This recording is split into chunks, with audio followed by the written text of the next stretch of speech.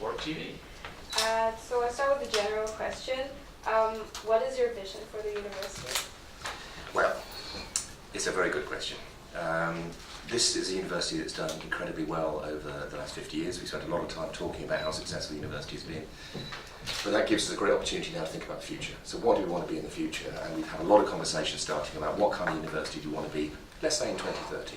15 years' time gives us the opportunity to lift our sights. What are the things we need to talk about? One is education. So what is education going to look like in 2030? It may not look like the way it looks today. There are all sorts of global opportunities, social media opportunities for thinking more radically about how we do education.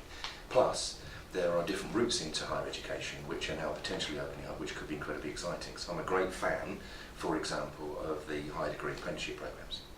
It is an opportunity for people from non-traditional backgrounds going into university to come through companies and get a university education. It has all sorts of fantastic ways of enabling us to do a lot more in the wider participation space. And the whole social mobility agenda in that new educational strategy and thinking is a really exciting possibility, I think, for the next few years. It's the one thing in government policy. It's the one ray of light in government policy. No doubt we'll get on to quite a lot of that in a moment. The one ray of light is, I think, that they are talking about taking social mobility seriously. So that's one big strand which I think is really important. Secondly, in terms of the research reputation of the university, we've been fantastically successful as a university, particularly in the area of blue skies research. The more abstract the research is, the better that we've tended to do. And I think one of the great things will be for us over the next 15 years to keep that, but to do more and more and more and more applied work. And in that applied work, I think there's a fantastic set of opportunities for students, perhaps particularly postgraduates, but not necessarily, we'll see how it goes, to take insights and learning from education and do things that are about applying research. And it might be about startups, it might be about thinking about new ranges of apps or something like that. But that blending still further together of education and research, I think, is a really exciting possibility. So, over the course of this academic year, we're going to do quite a lot of work in terms of thinking about what do these things mean, and how would we have a strategy that, for Warwick, goes with the grain, is part of what this institution really wants to be and what people really want to be about, is forward-looking, looking towards 15 years, but can be quite radical. You know, we think about how we might want to do things differently. In the education space, one of the things I think is really potentially very exciting is if we can connect up some of our departments with departments in other countries around the world, and we can get pots of shared learning objects around different subjects, and then we can facilitate students to do peer-to-peer learning through social media. That could be fantastically exciting. The first pilot is with Monash, and it's quite exciting at the moment. There's quite a lot of connectivity, particularly in first year, of course. The courses tend to look quite similar in first year, might tend to vary thereafter. But if we can build those networks across 2 or 3 universities so students can meet each other virtually through social media, learn together, really engage, I think that would be a fantastic way of enhancing our whole educational philosophy, really. So let's keep our eyes up. No doubt we're going to talk about government policy. A lot of government policy at the moment is forcing us down to think about really the very, very short term, and making us be very, very responsive, you know, across all universities in the sector. But I think for us it's really important to try to find time to have conversations and lift our eyes up about what are we here for? That's too long, I'm so sorry. Roll. Last month, the Higher Education Policy Institute said universities might need to treble their spending on student mental health support. What's Warwick's plan to, in the future, better aid those that need support with mental health? So, this is a hugely important question. So, it's a central thing that we think about at the moment. We've got some additional resource that we're going to make some investment in over the course of the next few months. We're looking to redesign how we think about well-being, have a director of well-being to really grow that focus in that space. I think it is probably the case that report and a few others actually have had a really important effect across a lot of universities to really think about this area again hard. There's been a growing increase in numbers of students with mental health challenges over the course of the last few years. That's been very well documented, and it's now come to the moment where universities have got to invest and respond, and that's part of the work we're doing at the moment. So I don't have a blueprint for you now, but that's something we're going to do, and there'll be more money and there'll be more people. this space. What's really important, I think, is we've got to do quite a lot of learning from institutions that are already a little bit further down the road, or say they're further down the road. Let's see if they are. Let's ask those sorts of questions and see what learning we can share. But also we need to carry on and intensify a lot of conversations with students around this, because fundamentally we need to understand what it is that the students are saying here. An example, last week we had a council meeting last week, and before that we had a sort of a review half day, and we were talking about a lot of the projects that the university is engaged in at the moment, and we were trying to represent that which we do in terms of the central charitable objects of the university, which is education and research. These are the key things. Everything else has to be an enabler to help us develop our education and research. And a couple of the student representatives are there saying it's all fantastic and wonderful, but where is it that you're talking about the challenges that you're talking about? And actually we didn't have it at the top level, because that's kind of like the titles. We didn't have it at the second level, we had it at the third level. Wrong, you need to bring it up. So I think all those kind of engagements of thinking, how central are we talking about this? What kind of resource we're putting in? What learning can we get? What other conversations must we have? Really, really, really important. Oh. Excellent. So you've been very vocal recently on the topic of sexual violence on campus. Amazing, by the way. What are your next concrete steps that you and the team are taking under the zero tolerance stuff? So the next concrete steps, we had a meeting with CRESAC, and we're talking with CRESAC about whether one of their independent advisors could be, should be, ought to be seconded. Maybe that's not the right word, we'll work out what the right word is, to the university or through the university to the SU. Try to think about practically where that person might be best based and where they might best work. Not only because, of course, that person will have a really important role in advising individuals as they come and ask for help, but also this is going to be somebody, almost certainly, who will have access to lots of best practice around the country, and that's something I think that we would very much value. So we're waiting at the moment. We've had a first conversation, waiting at the moment. They are thinking about coming back with some proposals and suggestions. I'm hoping that will actually happen this week, and then we can think about how we move that forward. So you've asked the practical question. It's quite right to do so, because I think there are lots of really important statements that need to be made. That's not enough. It's really not enough, and we've got to think about the sorts of things we can do, and partnering with the experts has got to be the way to move forward. Thank you. WTV. What Brexit means for the university? Well, it's not good. The trouble, of course, with the Brexit debate is, although the government tells us Brexit means Brexit, we still don't know what that actually means. What kind of set of relations are going to be established subsequently. What it has meant so far is that we have a significant number of staff, both academic and non-academic, who are non-British EU passport holders. We have to think about these new phrases that we've got to use as well, many of whom are thinking about what their future should be. I've been trying to do little bits of work around government over the last few months to say the obvious thing, really. Government should be saying now to people who have come and work in this country, thank you. Thank you for coming. Thank you for choosing Britain. Please will you stay? We want to support you. It's really important what you do for our country and for our society and for our economy. Please will they say that? And we haven't heard it yet. I am still hopeful that that part of the puzzle, as it were, will be resolved before we get into the negotiations, but you never know. You really never know. A lot of reassurance we need, a lot of support. Some universities have gone down the line where they've said to staff, we will help you with advice to become British citizens. And I'm really keen we resist that, because I think it is the wrong thing for us to say to people, you're French, you've chosen to be French, but now I want you to be British and I can be part of making you British. If the whole thing changes and it becomes very much more difficult and we look like people might be forced out, that's a different situation. But at the moment, I think we have to hold on to the principle that it's a really, really, really good thing that a university is international, including people from the EU. Really important. Student-wise, it's quite interesting. The number of students from outside the UK, inside the EU, who have joined the universities has increased It's increased every year for 5 years, both at undergraduate level and overall.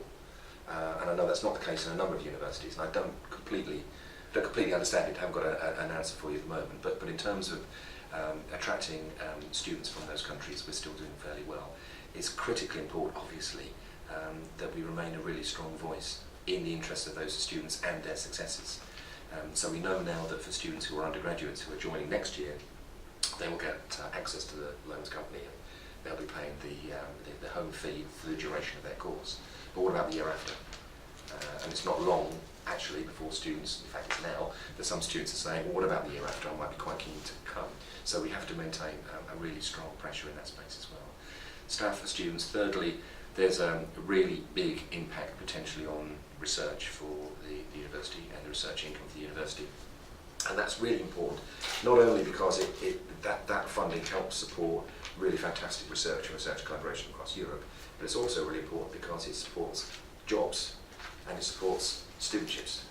So if we are losing not only that opportunity to do really good collaborative research, but those jobs and those studentships, we've got a lot to do to fill that space. So lots and lots of really difficult challenges, not helped by the fact we don't have a really clear idea of what government means by Brexit. Thank you.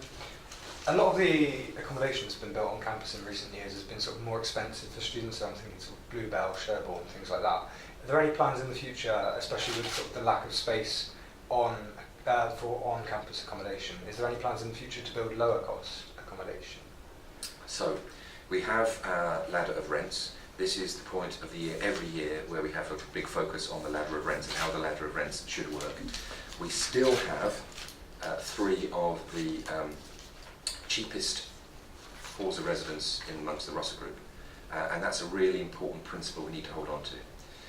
The really big challenge is, as you'll understand too well, getting the economics right of borrowing money, building something and getting a return on it. And that's something we're agonising about a great deal at the moment. In fact, the university's been agonising over the last few years. I'm really, really, really determined to maintain that rent ladder. And we've got to do whatever we can to maintain that rent ladder, not just over sort of this year and next year, but I mean, going back to the first question, thinking about 15 years' time, one of the things this university should have is that kind of rent ladder, so people have opportunity to come in at different points. I'll pick up the subsidiary question, which somebody will ask otherwise. So what we're going to do about numbers of students coming in and what kind of support we're going to give for students. We've taken a decision that we will take nomination agreements out on an additional 1,000 beds for next year. So we will not be in the position that we've been in this autumn. One of the big difficulties of that, of course, is that it's a huge financial risk. If you take on those agreements and there aren't the students to take on those beds, there's a huge financial hit on the university, and it feels quite uncomfortable because of all the uncertainty. What will happen with students from the EU next year, what will happen with international students, what will happen across the piece. But it just feels like it's the right thing to do at the moment, given that those central charitable objects are high quality education and the experience that goes with it, as well as high quality research. Following on from that, but a little bit more general than the accommodation, do you think that the university's finances are being allocated in ways to benefit students directly? I hope so. I do hope so. So I think it's really important to because of the pressure that the whole sector is under government-wise at the moment, because of all this short-termism, because of all this sense that everything is really up for great transformation, it's really important that we focus on what are the purposes of being a university. We keep talking about those central charitable objects on education and on research, and so we must make sure that everything we're doing is enabling those 2 areas to grow and to develop. So in terms of resources, there are a number of things that we're looking to do, which I hope will be really, really good for students over the next few years. Sports Centre being one. That should be absolutely fantastic. The Arts Centre being another, refurbishing the Arts Centre and extending it, be really important. I think hopefully also incidentally really important for who we are in our region and our ability to engage with people around us as well as for our students. But obviously us as students have to be absolutely central. We've got the new teaching and learning building which is open, which is fantastic. Actually, I'm biased, I know, but it's fantastic. People tell me, I don't know if it's true, that it has the largest lecture theatre with natural light in Europe. I hope that's true. Now I've said it on TV and you're going to record it. At least let's put it this way. At the moment we believe it is, until somebody tells us it's something different. So we've got to keep investing in that way, and there are a number of other projects that we're talking about at the moment. So for example, doing something similar in terms of improving teaching facilities on Gibbet Hill, because that's a big project of work that we need to engage in as well. Not going to be done in 6 months' time, you planning permission, architects, all the rest of it. But if we start thinking about how we do something which is really good for that learning experience for students now, it just brings it closer. WTV. You mentioned like improving teaching facilities, but from students' point of view, there has been a concern on there's not enough green spaces on campus. So how do you think we could improve on that? So ideally, if we think again about going out to 2030, ideally what we need to do is we need to have a master plan for the whole campus. Rethink about the physical space of the whole campus. In that physical space of the whole campus, I would love there to be much more green space right in the heart of the campus. So you have that real sense. What I would love to do, and this has got to go through, before Peter puts me right, it's got to go through planning committees and university committees, all sorts of other things. But I would love us to be able to design a really strong public realm space, which is the Art Centre and Roots, SU, down to that Oculus building, which will have all sorts of activities in it. Hopefully we'll get a humanities building on top of where the car park currently is, and opening all that out and making a green space around there as well, not the only thing, but as well, to make a real focal point for the campus, for students, but also for people coming in. That would be a fantastic thing for us to work towards. But one of the great things about the Warwick campus, everyone says this, is that it's that wonderful mixture of being the place where you've got some quite intense buildings, but you've also got space and greenery. You're in something, but you're also in the country. It's that kind of campus environment. We've got to treasure that really, and we've got to rebuild it. Roll. Thank you. Does the university have plans to increase the number of study spaces available on campus, especially during third term? So we are working at the moment to see if we can identify more space in short term. So there's a short-term set of work going on, which is really important, and I know for all the people who are listening to you, watching you, reading you, this is really, really important, and that is going on. But the other thing, which I think is, if I may say, if you allow me to say this, at least equally important, is that when we're thinking about this master planning, when we're thinking about what this university needs to look like in 15 years' time, that sense of what do students need in order to study is critically important. I think there's been talking to a lot of people about different university educational strategies and the kind of assumptions that people have been making in the way they've been designing universities over the last 20 years. A lot of people have assumed, I think, in the building of other places, that the advent of online learning means that students would study more in their bedrooms. And we know that students want to study socially. That's the great sort of dawning insight of the last few years. So if students want to study socially, what are the things that we can do to help create those social learning spaces, of which study spaces is one aspect. So I'm a big fan of, in Singapore and elsewhere in Asia, they have a series of developments of what they call flipped classrooms. So there are lots of small spaces which can be used as breakout classrooms, but can be booked by students to come and just watch a video or do some online learning together. Or you can just go in and use on your own at 6 o'clock in the evening. It's a completely flexible space with flexible walls and flexible use. And I think there's a lot of learning actually we might in the UK be able to gain from a lot of that thinking in Singapore and elsewhere in East Asia for, as it were, importing here in that kind of space. So the short-term pressure is going to be very great because you all know the campus is pretty full. And finding additional space is pretty tough, but we're trying to do that at the moment. But making that one of the central pillars of how we're building the university of the 2030s is crucial. 4. In terms of student engagement in your relationship with students and senior management's relationship with students as well, really, do you feel that you and the team are doing enough to kind of improve and break down barriers between management and students? Well, I don't think you can ever do enough. I don't think it's like a fixed equation that kind of way. One of the things that we'd love to do this year, so you know the standard kind of thing, so there are sets of students who sit in all sorts of committees and you have all those kind of engagements, so let's take that as read. One of the things that we're really quite keen to do this year, if possible, is to have more kind of informal engagement. So we've been talking to Marissa and Ted about the various activities of student societies and sports clubs, and if it's possible for us just to go along to an event and go and talk to people and just make it informal as well as the formal, so we can have conversations with people. I had a great opportunity to do a few of those cyber activities last academic year, and it was fantastic actually, because people kind of tell it as it is, you know, and that's a great thing to get to. So in fact, just today, I've just got this long list of all student society things that are going on over the next fortnight, which I'm sharing around with colleagues, and we just try and get along to things and keep talking. So you can never do enough. It's just trying to do things that are useful and productive. WTV. Which is or are the major issue at present that you think you need to tackle? The one. Yeah. Or the So major one. the one, if I filter my various government policy targets, the one is, I think, around international students. The one is around international students, because I can't believe actually I'm saying this, because, you know, for the last several months I've said the one has been the higher education bill, and then the one was Brexit, and now there's another one. It keeps getting worse.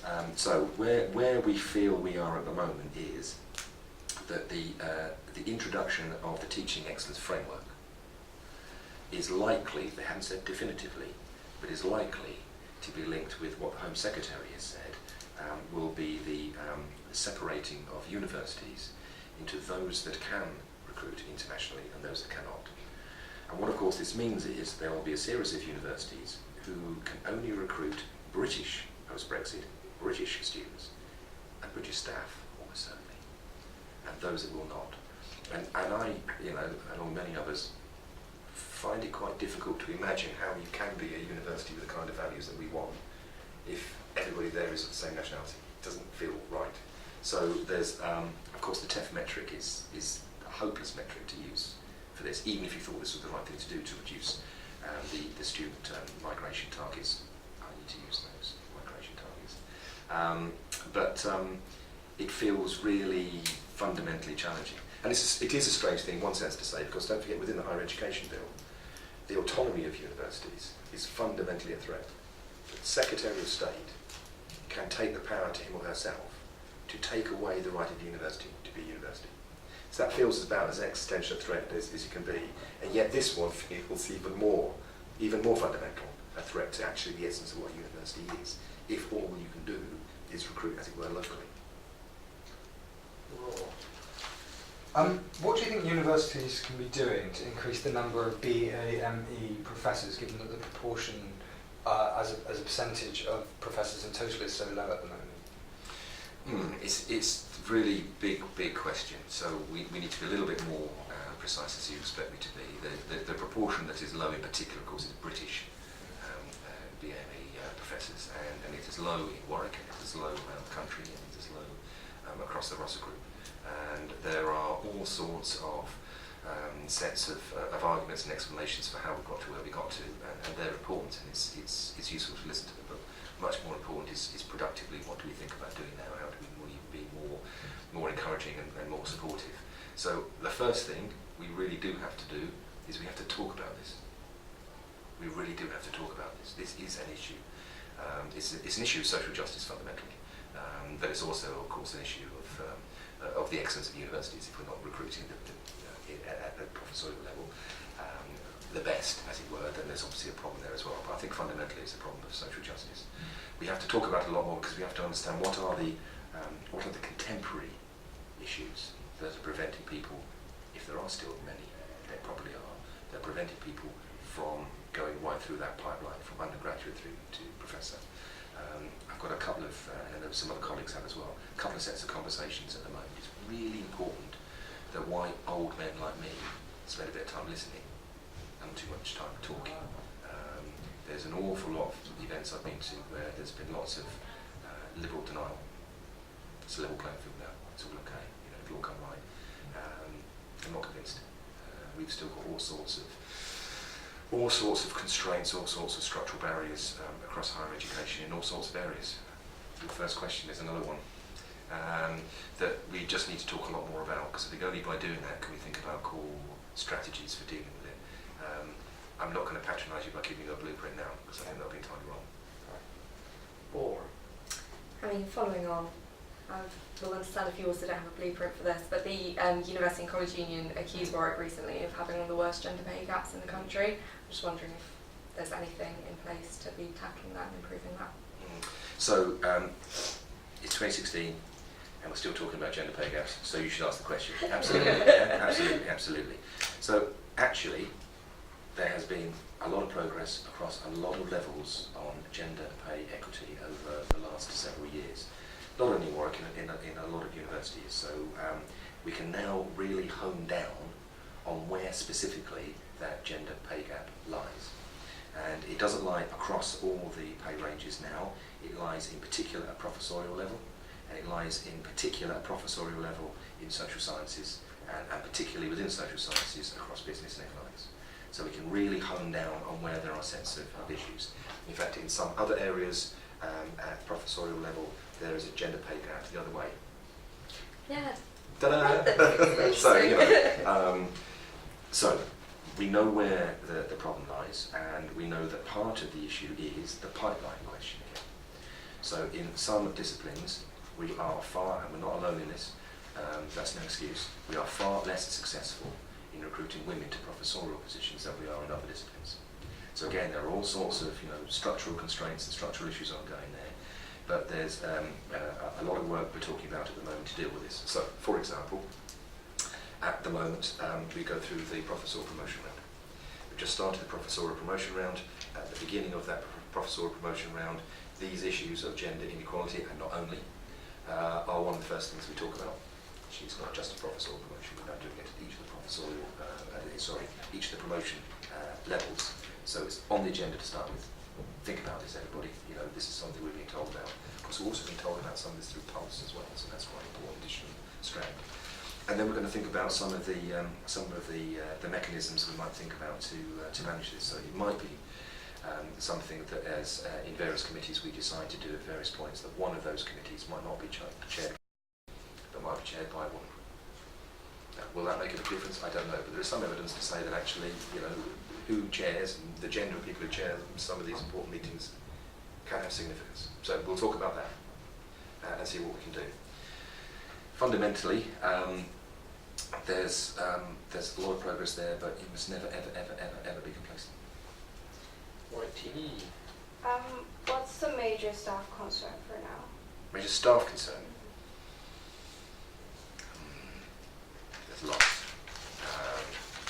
So I think there's a big group of people who are concerned about Brexit, because it really does affect their lives. It does affect where they think their children will be brought up, the nationality of the children, where they go to school, all that kind of stuff. That's a huge set of issues. There's a set of issues around low pay staff and what low pay means. We've made our commitment to meet the living wage foundation levels. I think that's been a really important step forward.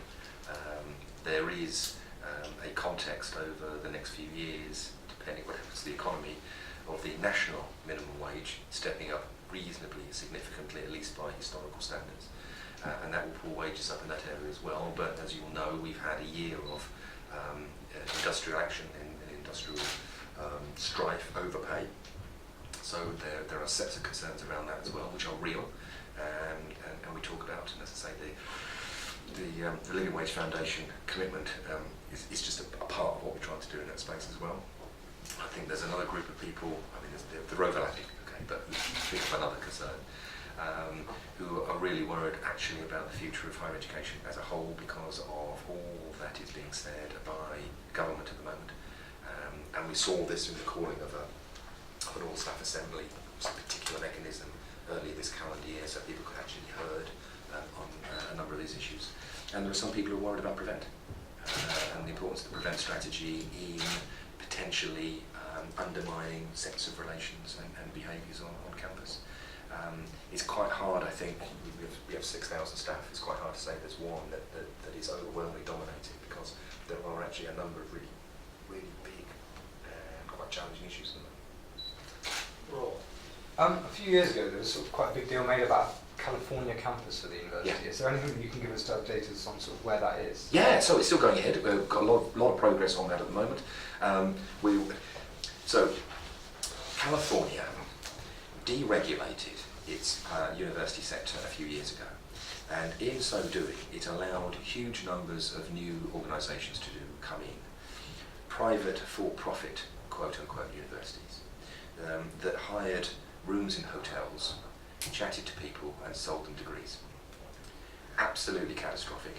And California then re-regulated, and in that re-regulation, they put 2,000 for-profit university companies out of business. I do mention this from time to time to our friends in the British government, but they don't seem terribly interested in the analogy. But in so doing, they have raised the regulatory levels very high for a university to go in. So we, in going into California, we are there already. We're doing seminars, and we're doing workshops, and we're doing research conferences and public engagement work. But we can't start the first course until we have a number of things in place, including a big chunk of money, which doesn't come from the university, it comes from the charity over there that's just raising the money. And then for possibly 4 years, we'll only be able to teach 2 master's courses. And we have to go through all sorts of regulatory checks over those 5 years before we can then expand any further. So it's become a really long-term project. You know, probably the first students graduating from that activity in Warwick from a master's programme could be 2020. So it's still a long way away because of all this regulatory burden. And it's incredibly frustrating because for the charity in particular, because 40 families claim they donated this land. The land gets divided into 2. The bit that gets sold off funds the university land in terms of the roads, the sewers, and the basic buildings, all the rest of it. But they feel they can't get going because we can't get all these regulatory levels cleared quickly. There are 2 sets of things effectively here. One is effectively a quality assurance agency, which you'd expect. That's good. You should have that sort of thing. The other is more a kind of consumer markets authority agency, which is much more difficult because it doesn't just cover higher education. So we are setting up at the moment a legal entity there, which will be a charity, be a non-profit organisation there. We'll set it up so it has a degree of independence in California. So if it wants to come up, the people there want to come up with their own particular degree courses, they can do that. But we're going to have as much connectivity as is possible between the different academic areas and the different faculties, so there can be as much sharing as possible. And the kind of the great dream at the moment is that you can have double degree programs on both sides. So if you're in Warwick, you don't have to do any courses in California, but you can if you want, and similarly the other way around. And if we can get to that, then that would feel like a huge. So it's one of those things that's just a huge effort to get through all the levels. Or In terms of sustainability targets, Warwick obviously has a lot. Are those all kind of like solidly on track at the moment, do you know? I wouldn't say they're solidly on track, no. No, I wouldn't Cool. say they're solidly on track. No. There's a lot of work to do around the sustainability space. And there's a lot of work at the moment rethinking our sustainability strategy. In fact, this was raised at the last Senate of the summer when Nat actually raised it, when basically all the kind of things the university is doing is all shared out in front of Senate, and Nat was the one who encouraged the discussion of, are we really on track for the sustainability goals? Can we be confident we're going to get there? And we've got a lot of work to do, in that space. And for all the reasons that there's lots of embedded practices and problems of buildings and so on, but we do need to rethink the space. And actually, I think we should rethink our ambition there, which doesn't mean lower, incidentally. It doesn't mean lower. WTV. How do you see the uni in terms of global engagement in the next few years? So not only with the EU, but probably like Asia and other countries as well. Yeah, so it's a really important area of work. In some ways, positively, it's more important in the Brexit context. That doesn't mean we do less in the EU. In fact, in some ways, we might try and do rather more. We've just established a European, not an EU, a European advisory group to help us understand where there might be opportunities, for example, for joint degree programs with universities on the continent. And also, we've just become a founder member of a new association of European research intensive universities, the Guild as we call it, which again is going to give us a forum where we can talk about closer collaboration on the continent. But around the world, there are a lot of things we're trying to do, but trying to do it in a very focused way.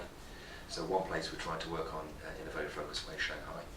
We've got a lot of alumni in Shanghai. We have a lot of students who from Greater Shanghai region apply and come and are students with us. We have actually a number of staff who have really good collaborations in Shanghai Shatong and in Fudan as well. And we're looking at the moment to see whether we can upgrade what kind of relations we can have there, maybe even have an office or something like that to try to facilitate that kind of engagement. So that feels really positive. Singapore is another area, again feels really positive. We have a really significant number of alumni and a number of students who come every year. We've got a group of alumni who have formed with us a trust board, and they're raising money for scholarships for Singaporean students who come from families who've not been to university before, and it's really trying to open up the opportunity for people in the hinterland of Singapore to get higher education, particularly international. That feels a really positive space for us to work in. Of course the US, because of the California project, that's a really big thing there as well. And then we've been doing a lot of work in Brazil for the last several years, particularly around Sao Paulo, and trying to get some collaboration with the universities there. That's been more difficult, to be honest, mainly I think because the Brazilian economy has declined so greatly, and it's had massive impact upon student life and finances for universities. But again, it's an area that we're trying to focus on. So we're trying to have some particular areas where we can put a lot of resource in. And then in addition, there are some other opportunities that come up. So one of the other opportunities that came up is Indonesia. There are a couple of universities in Indonesia who just happen to have people who are Warwick alumni who are really keen on seeing what are there particular areas of collaboration. So not necessarily across the whole university, but in the University of Gajah, for example, in Yogyakarta, is trying to have a really good relationship with our School of Engineering on tunnelling and civil engineering at the moment. And there's a joint programme, master's programme there going through at the moment, and we're looking at trying to get some money for some joint scholarships. So trying to have some very targeted collaborations. I am talking too long, so I just cut me down if Peter, cut me down if I'm talking too long. Roll. In the last few months, there's been quite a few Warwick graduates who sort of hit the headlines, like Andrea Leadsom, the Icelandic president, and there was a Nobel Prize winner, I think, Yes, that's right. and David Davis. Do you think things like this actually have a positive effect on the? Do they have an effect on the university's reputation, or do people sort of not notice it? I think if you are talking in the world of higher education and you can say that somebody who got a master's degree in economics from is a Nobel Prize winner, this is a good thing. This is a really, really, really good thing. Some of the other examples you gave, I'm not quite so sure are necessarily quite such a good thing. So I suppose, what's the phrase? All publicity is good publicity. Almost all publicity. I was going to say. Yeah, but we do have to know for WTV on candidate courses and work graduate and work undergraduate. I think getting an award as well. So lots of academic accolades coming to. And we're of a certain age as well. 50 years old. So we have a host of people now. It's usual things. The nice things are nice. 4. Prevent. Can't not ask. What's your stance on it? So I'm going to give you an official response now, because I've published quite a lot on this as an academic. So I'll give you the response sitting in this chair at this particular moment in time. We have a huge amount of unhappiness in the university about Prevent, in the staff body as well as in the student body. Been articulated in a number of places. We had the staff assembly I was talking about earlier, of course, also had a big discussion about Prevent. We've had long and quite agonised discussions in both Senate and Council over the course of the whole year about this. Prevent is, of course, a statutory duty. It is a legal responsibility for the university to implement, but the university can implement Prevent in relation to its risk assessment, and there is therefore the opportunity to have a certain measure of local control over what we do, but only a certain measure, because of course everything we do is then reviewed by HEFCI and then onwards to BASE, as the Department for Business, Energy and Industrial Strategy, keep up Stuart, and then onto the Home Office if necessary. So there is a tight structure, and therefore what we have said as an institution is, of course we accept the statutory responsibility of delivering this. We will be as open as possible within the institution about that which we are doing. We are looking at achieving appropriate compliance, not maximal compliance. And we've started with Luke and with some of the people who were in the all-staff meeting, a separate reference group, which I don't chair, I don't chair, the point of which is to try to surface any particular ways in which how the university is enacting Prevent, or ways in which people think they ought to enact Prevent, is impacting negatively upon people's lives at Warwick as students or as staff. So we're trying to be as engaged as we ought to be, but as responsive as we can be. Warwick TV. So I know we have joined Warwick for nearly 10 years. Mm.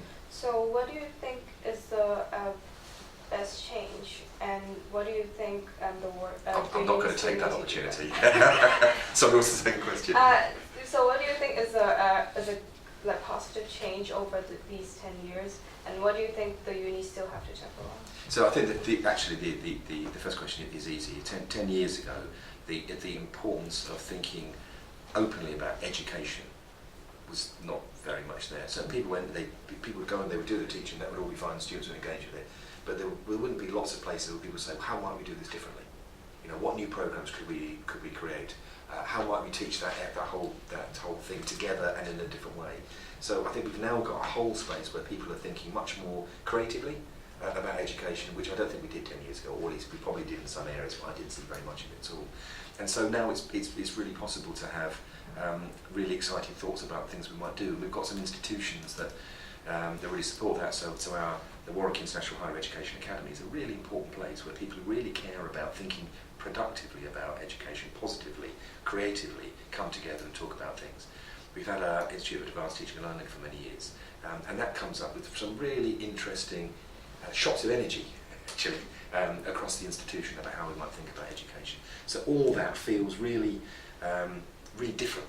I mean, really in a very, very good way in terms of how possible it is to talk about taking some risk, actually, sometimes, and how you think about putting a module together. And I suppose they're thinking about, so what do we need to do next? I think what we need to do next is we need to take some of that energy, we need to take some of that creativity, and then thinking about that 2030 timeline, we need to think about what does an education strategy that is creative, that is engaged, that does value things like peer-to-peer learning, what will that look like? How can we develop that over the course of that 15-year period? Because I think that's a really exciting project that people, it's one of those, there are a few things that you can say that everyone says, yeah, and that's one. People actually want to be engaged in thinking anew almost about how university education is delivered, because so much of it around the country, especially down the M40, it's still delivered in the way that I was educated in the 1980s. So we can be much more creative now if we can have confidence and if we can keep our eyes up and think about that medium term rather than all the pressures that we're under for the next 3 months, 6 months, 12 months. I was just wondering if I could get your thoughts and the thoughts of the senior management on the scrapping of maintenance loans, and whether you think that was a good thing to do. It's not a good thing to do. Bored. No defence. It's just a simple one. Like, how have you settled into the role? Are you feeling comfortable and everything? The difficult question. Really tough, I thought. It's how have I settled into it? So some of it, honestly, I really enjoy. But there are so many areas that are new that I've got to get on top of. So many areas of real technical detail that actually, unless you know it, you don't really know what you're doing. It's such a big institution, 6,000 people on staff. It's like huge range. People doing lots and lots of different things. There are lots and lots of demands. So it's constantly juggling. Is that more important than this? Well, according to what criteria is this more important to that? All those sorts of things. So I really do feel I'm still very much in that settling in phase. I'm still, I haven't done a year yet. I've been through, some of the big kind of the institutions of the university several times now, the Senate meetings, the council meetings, those kind of big set pieces. But I still feel I'm working out how to do things and how to engage. Some ways the external environment makes that perhaps a stronger feeling because things are moving so much around us. But still, just in terms of getting on top of the job, still learning. Okay, so some people are running out of questions. If that's the case, don't. That's harsh. That was written That's down, Peter. I mean, the whole in the round. So some people. I was interested. So if you are, I'm saying, don't be afraid to skip and take a picture of you one. But Warwick TV, you got a question? You see, that's what I meant. I think I ran out of questions. Yeah. You okay? Yeah. You okay? So, Raw, you see, that's what I meant. Peter. She did. All right. Sort of following on from my last question then, in Yeah. terms of how can the university make sure that those from a disadvantaged background is there any way that the university can make sure that those from a disadvantaged background still have the same opportunities that they did before, or is it sort of out of your hands? Well, I mean, I think you can never give up in that sense. So, you know, you've tempted me to give up and won't give up. So that's the first thing to say. We are thinking very hard now about the whole area of alternative routes into higher education in a very determined and focused way. I'll give you a second answer in a moment, but this is something because it's uppermost in my mind. Let me say this first. There are alternative ways into higher education that a lot of Russell Group universities don't particularly engage with. So I'm thinking about foundation programs, and I'm thinking about higher degree apprenticeships, for example. These are really potentially fantastic routes for people into higher education and getting a great education from backgrounds that are non-traditional in terms of access. And I would love us to see this university being the place where in 10 years' time at least 10% of our undergraduate intake is coming through those routes. That isn't the only way of addressing your question, but I think there's something that we should do really productively there at the moment. And in that context, there's a really important set of things that we need to do with the Department for Education to get them to think about, if they're serious about social mobility, what are the things that they need to do to change structures and incentives to make this much more real. So, for example, silly example, but it's a real one. If you're a student coming through a high degree apprenticeship route, you probably don't have the run of A stars at your A levels. You've come through a different route. Perfectly acceptable. It should be, except of course your tariff points are less, and therefore in the league tables that would count against a university that was trying to hit 10% of its undergraduate. Now that actually is within the power of government to address, right? And they need to be faced with that and say, if you're serious about this, there are some things you can do to really help us make progress there.